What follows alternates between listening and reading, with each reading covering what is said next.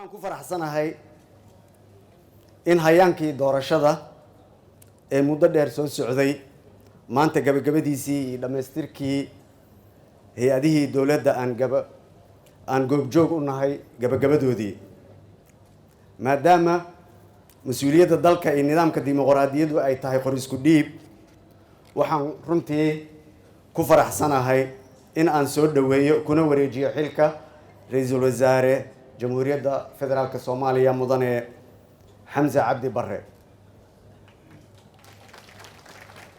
waxaan hubaa in ra-iisul wasaare xamse cabdi barre uu u gudan doono mas-uuliyaddiisa si hufan oo dalka iyo dadka soomaaliyeed ku diirsadan hadduu alla subxaanahu watacaala idmo.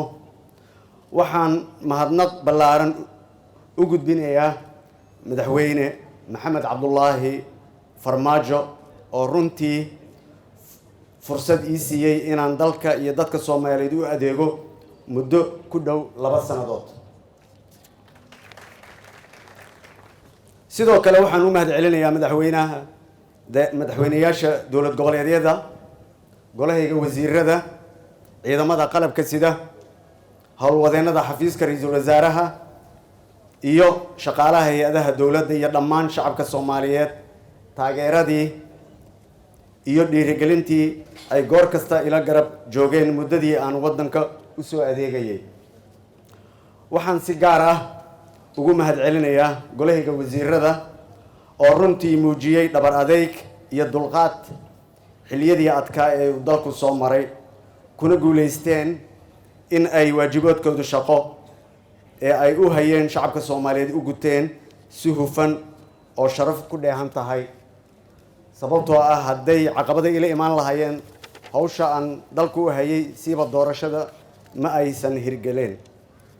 waxaa kaloo mudan in aan xuso mahadcelin ballaaran u jeediyo guddiyadii doorashooyinka ee heerarka kala duwan lahaa dadaalkii iyo dulqaadkii ay muujiyeen xilligii lagu guda jiray doorashada, taasoo keentay in doorashooyinka dalka si nabad ah ay ku soo idlaadaan. xafiiska ra-iisul wasaaraha, golaha wasiirada iyo dhammaan hay-adaha kale ee dowladda wuxuu waajibaadkoodu koowaad ahaa muddadii aan ra-iisul wasaaraha ahaa hagidda iyo hirgelinta doorashada dalka si nabad ah ugu qabsoonta. runtii inkastoo caqabado iyo khilaafaad siyaasadeed yimaadeen, haddana allah subxaanahu watacaala wuxuu nagu guulaysiiyey in aan ka gudubno marxaladihii adkaa, xaqiijinana doorasho dalka ka dhacdo iyo isbeddel si nabad ah ku yimaado, taasoo suuragelisay xilwareejinta aan maanta u fadhino.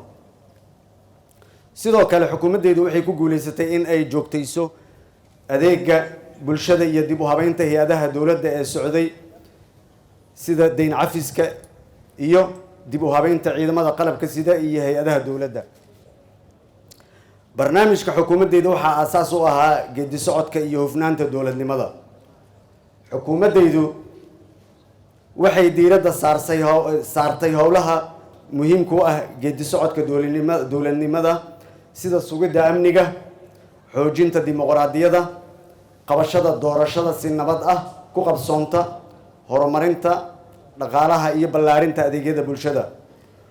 waxay sidoo kale xoogga saartay wax ka qabashada iyo gurmadka xaaladaha abaaraha saameynta ay ku yeesheen dadka iyo dunyada soomaaliyeed. waxaan ku kalsoonahay oo aan ku boorinayaa dhammaan howlwadeennada xafiiska ra-iisul wasaaraha in ay gacmo furan ku soo dhoweeyaan, si mug lehna ula shaqeeyaan ra-iisul wasaare xamse cabdi barre iyo golihiisa wasiirada uu magacaabi doono. waxaan kaloo ka codsanayaa dhammaan xubnaha golaha wasiirada in ay u diyaar garoobaan xil wareejinta wasaaradahooda iyo soo dhoweynta wasiirada cusub. ugu dambeyn waxaan u rajaynayaa dalka iyo dadka soomaaliyeed amni waara, xasilooni siyaasadeed iyo horumar nololeed. waxaan diyaar aniga ka shaqsi ahaan u ahay guubaabinta, talasiinta iyo la shaqaynta madaxweyne xasan sheekh maxamuud iyo ra-iisul wasaare xamse cabdi barre. waxaan rajaynayaa in ay ku guulaysan doonaan mas-uuliyadda baaxadda weyn ee loo igmaday horena usii wadi doonaan geedi socodka dowladnimada Soomaaliyeed. waxaan jeclaan lahaa in aan halkan kula dardaarmo shacabka Soomaaliyeed meel kasto ay joogaan dowladda cusub in ay si aad ah ula shaqeeyaan loona ilaaliyo loona kobciyo. waxaan leeyahay dowladda cusub waa inay kobcisaa dimuqraadiyadda iyo xorriyadda si aysan ugu imaanin habacsanaan iyo ambad.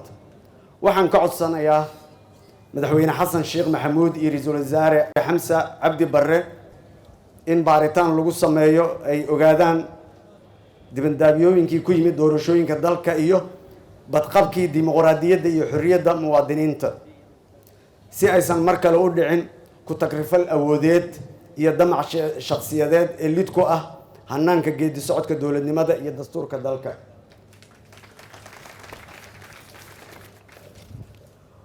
waxaan kaloo jeclaan lahaa in aan halkan sida walaalkay wasiirka diinta oo waqafka uu sheegay Cumar Roble in aan halkan uga jeediyo shacabka Soomaaliyeed hal dardaaran oo muhiim ah. dalkeena waxaa ku soo badanaya dhaqamo xun oo aad iyo aad u liita haddana ku sii fidaya sida dad sheeganaya darajooyin ay ixtiraamka shacabka Soomaaliyeed u hayaan sida sheekh iyo aqoon-yahan. dhaqankan waa in ashqaas loo arko dad macquul ah ay caadaystaan in ay sameeyaan been abuur iyo dacaayado iyadoo carabkooda iyo qalinkoodu noqday wax la ijaarto oo hadba qofkii ama kooxdii dangaar lihi ay kiraysato. waana wax ceeb ah dhaqankeenana ku cusub. wax saxna ma ahan waana in laga waantoobaa. marka dhammaan waxaan leeyahay shacabka Soomaaliyeed dadka waa inay la hadlaan haddii qofkii sheekh sheeganaya haddii uu aqoon-yahan sheeganayba. sidoo kale waxaan jeclaan lahaa in aan yeelano dulqaad iyo adkaysi. qof kasta oo siyaasadda looga guulaysto waxaa habboon in uu sugto waqti kale balse aanu maciin bidin waxyaabihii aan aragnay maalmihii lasoo dhaafay. ugu dambeyn waxaan si niyad ah idinkaga codsanayaa inaad si hagar la'aan ah ula shaqaysaan ra'iisul wasaaraheena cusub mudane xamse cabdi barre si uu u guto waajibaadka qaran. waxaan sidoo kale u mahadcelinayaa dhammaan howlwadeennada xafiiska ra'iisul wasaaraha cid kasta oo ka soo shaqaysay maanta meesha aan fadhino munaasabadan oo ugu horeeyo BS-ka iyo xogeyaha joogtada iyo xogeyaha joogta ku xigeenka walaashay waxaan leeyahay waa mahadsantihiin.